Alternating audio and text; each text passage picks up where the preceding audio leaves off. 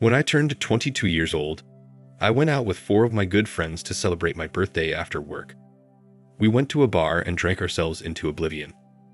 Even though we were wild then, we still had a designated driver who was one of our friends because it was his turn. We didn't have Uber then. Without our knowledge, our designated driver, who was one of our friends, took the bottle outside where we couldn't see him and consumed its content. Then it was time for us to head home deep at night. My vision was blurred. I didn't even remember getting in the car. All I remember was the screeching of tires, the crunch of metal, and the clinking of glass in the air. Pain shot through my body as a violent jolt snapped me out of my drunken slumber and into a state of disarray. I struggled to open my eyes, feeling disoriented and confused. The bright stereo lights of the hospital room assaulted my senses and my blurred vision took a while to adjust. As I tried to piece together the events leading up to this moment, a sharp pain emanated from my groin, making me wince in agony. My gaze moved downward, and my heart dropped when I saw the bandages around my injured groin, broken ribs, and right arm. The pain intensified with each passing second, making me acutely aware of the severity of the injury. A wave of nausea came over me as I pondered the consequences of my actions. The doctor entered the room, his face reflecting a mixture of concern and professional detachment. He told me that all but one of my friends had passed away, and the one that remained alive was on life support. He said I would make a full recovery. However, the trauma I had suffered could have caused severe damage to my testicular tissue, resulting in a condition known as non-obstructive azoospermia. He said it could affect or disrupt the delicate process of spermatogenesis by interfering with sperm production. As I lay in my hospital bed, the burden of survivor's guilt fell on me. How was I spared when my friends died? It was like a cruel twist of fate, an undeserved respite that made me haunted by their absence. Each face flashed before my eyes, forever imprinted in my memory their laughter, their dreams, and their potential I extinguished in an instant. The loss was immeasurable, and the grief consumed me like a suffocating blanket. I mourned the untimely deaths of my friends, struggling with the injustice of their cut-short lives. Survival felt like a double-edged sword, as if I had to carry the weight of their memories and honor their legacy. I wasn't religious, but in the days that followed, I found comfort in the fact that a higher power had prepared a mission for me in life, and I needed an answer to know what to do. As I lay in my hospital bed, struggling with overwhelming grief and survivor's guilt, a quiet knock on the door interrupted my thoughts. A preacher stood in the doorway. He introduced himself and explained that he had heard about the accident and wanted to offer comfort and support. His presence seemed like a lifeline in that moment of despair. It seemed like the answer I was looking for from a higher power. We talked for hours, sharing stories and plumbing the depths of faith. He spoke of redemption, forgiveness, and the unconditional love of Jesus. Something inside me responded deeply to his words, and I saw his visit as a sign of hope and divine intervention. As the preacher continued to visit, our conversations began to transform my broken spirit. I began to see the possibility of finding comfort and purpose through faith. The teachings of Christ offered me a path of healing and redemption. I began to realize that even in the face of tragedy, a greater plan could be at work.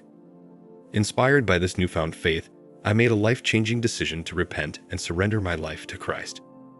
I sought forgiveness for my past actions and decided to live a life guided by love, compassion, and service to others.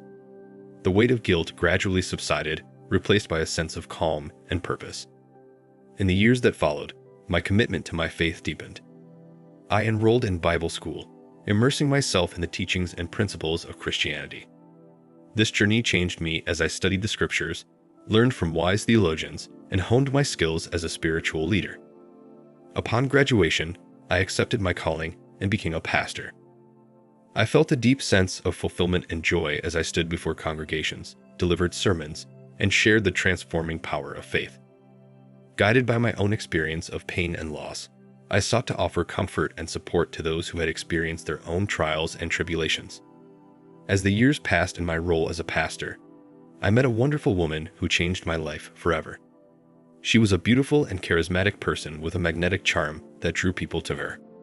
Although her manner of dress was unconventional, characterized by tight dresses and seductive outfits, I did not judge her because her genuine love and compassion for others shone through. She was kind to people and participated in several paid charity events.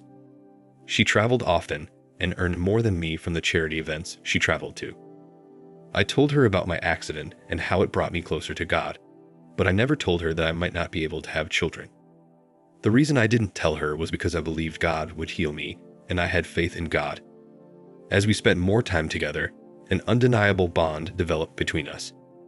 We shared our dreams, our hopes, and our deep love for God. In each other, we found understanding and support, a partnership that felt like a divine gift. Over time, our friendship grew into deep love, and we made the decision to live together and get married. 2 years into our marriage, a miracle happened that confirmed our faith and deepened our connection. Against all odds, we discovered that we were expecting our first child. Doctors had previously informed me that I might not have children, and yet here we were, experiencing the joy and awe of new life. It seemed like a testament to God's grace and the marvelous ways He works in our lives. The arrival of our son filled our hearts with a great sense of gratitude and wonder. We marveled at this precious gift, knowing that he was a testimony of miracles that could happen even when circumstances seemed impossible. Our parenting journey was a testament to the unfathomable blessings God had bestowed upon us. We embraced our role as parents with a deep sense of responsibility, vowing to raise our child in an environment filled with love, faith, and understanding. As our marriage continued to grow, my wife's passion for church work and involvement in various charitable organizations led her to frequently travel alone.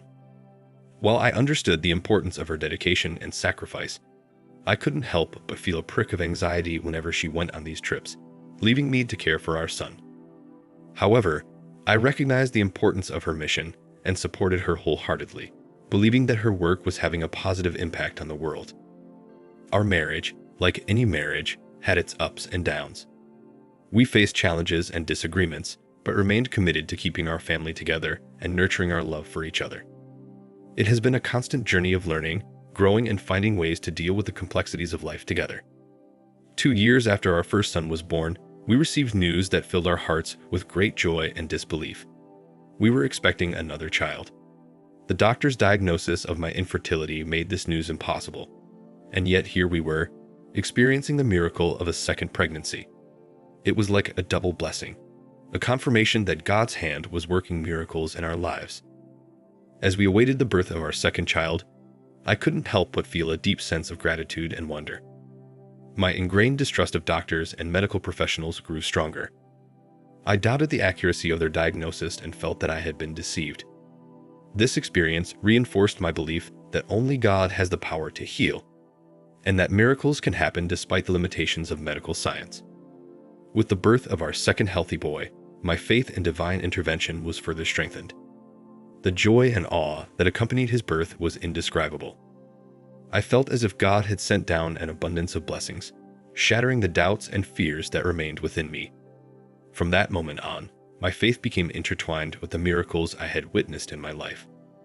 I sought comfort and guidance in my relationship with God, knowing that He orchestrated what seemed impossible.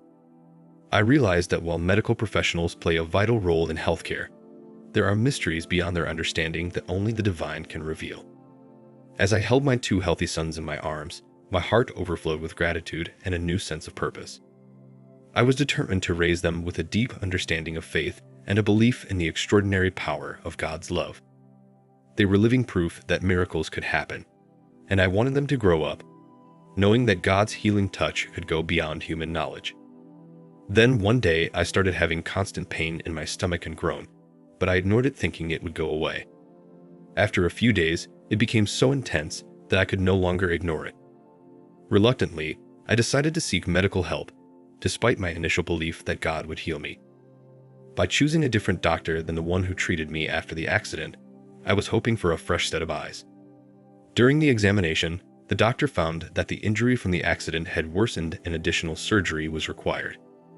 It was a blow to my faith, but I realized that sometimes medical intervention is necessary for healing. The doctor's words weighed heavily on me as he explained the seriousness of the situation and the need for immediate action. In addition, to better understand the extent of the damage, the doctor recommended a testicular biopsy. The results revealed the shattering truth. No viable sperm were found. I was stunned by this discovery especially since I had confidently shared with the doctor that I had 2 children. He expressed disbelief, unable to reconcile the test results with my assertion. Driven by unwavering faith, I fervently preached to the doctor about the power of healing through God. I tried to explain that miracles and divine intervention could trump medical explanations. However, the doctor remained skeptical, urging me to provide evidence to support my claim. He suggested DNA testing for my 2 sons, an opportunity to prove that they were indeed my biological children. I agreed, driven by a mixture of curiosity and a desire to confirm my faith. I decided not to inform my wife about the DNA test as she was away at the time. Along with my 2 sons, we visited the doctor's office to be tested. As the days went by, anxiety hovered in my heart. When the results finally came back, I was stunned by the shocking truth they revealed. The DNA analysis revealed that my 2 sons were not biologically related to me. Furthermore, the results showed that they had the same father, but it wasn't me. Confusion, disbelief, and heartache consumed my thoughts. It was a startling discovery that shattered the foundation of my beliefs. I couldn't understand how it could be possible, but the scientific data I had in front of me left no room for doubt. The test results demanded that I face a painful reality. In an attempt to find clarity and confirmation, I sought a second opinion to confirm the DNA results. However, the results remained unchanged, further reinforcing the truth that I was not the biological father of my 2 sons. It was a profound betrayal of the trust and love I had invested in my family. Overwhelmed with emotion, I struggled with the weight of this revelation. Questions raced through my mind, questioning the nature of the bonds I had formed and the future of my family. The pain of the situation was indescribable, and I knew that moving forward would require tremendous strength and resilience. I wanted to confront my wife with this extraordinary proof of her infidelity, but something in me wanted to know who she was cheating on me with. I had my suspicions as to who it was, but I wasn't even close.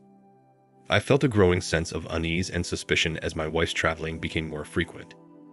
Deep down, I knew something was wrong, but I needed concrete proof before confronting her.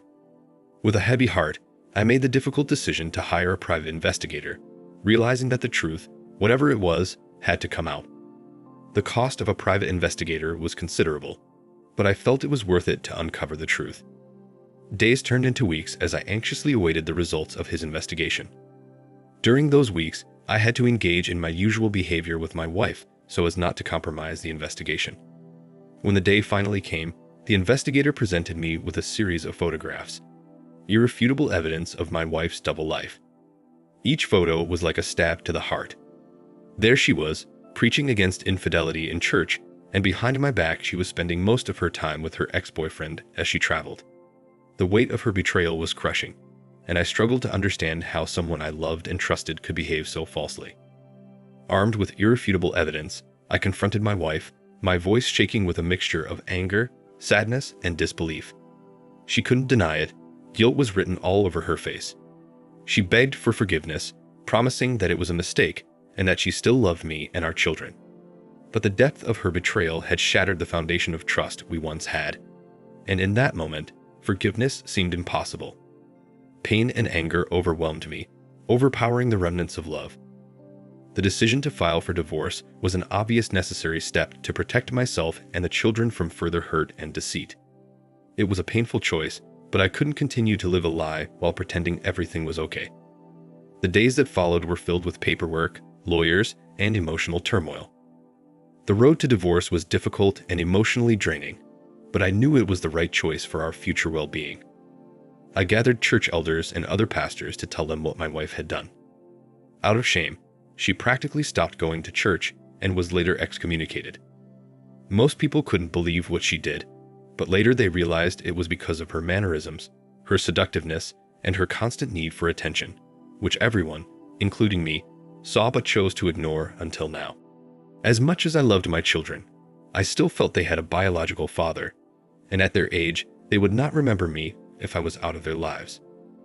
My ex-wife tried to convince me to stay, saying I was the only father they knew.